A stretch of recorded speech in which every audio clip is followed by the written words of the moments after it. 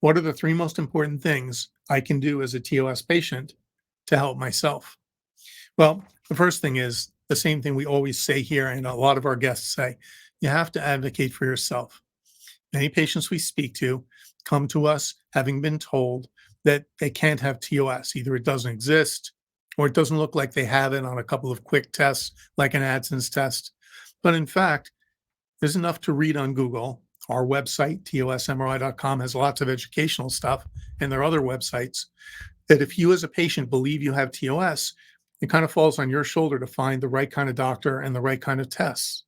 We can help with that if you contact us. We're glad to refer you to people we know who do adequate and better than adequate, excellent TOS evaluation.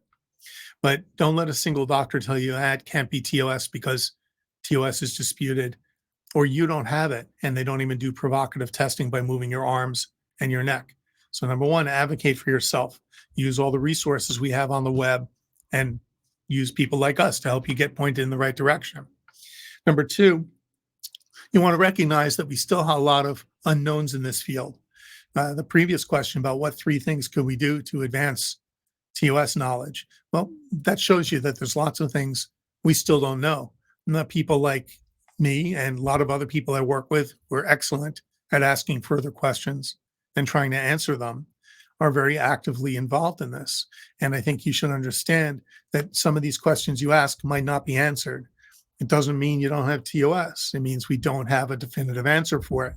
And remember, just because something isn't known, it doesn't prove that it's not there.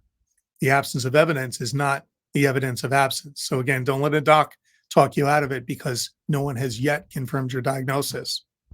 And the third thing I would say is use the web as we talked about, but use those parts of the web like social media wisely.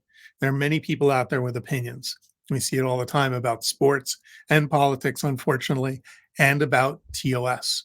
Because we have unanswered questions, we find people who say, oh, I'll fill in the blanks, and they throw an opinion in there.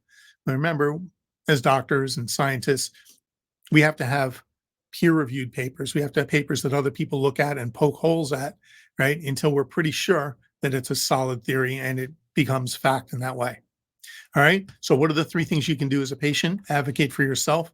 Don't let a single doc talk you out of this. Number two, remember that there's still unknowns in the field, although we have good people who recognize a lot of this. Some questions can't be answered, and don't let anybody else fill in those holes yet. And number three, use social media wisely. Let it point you to experts, but those are not the experts who run social media boards.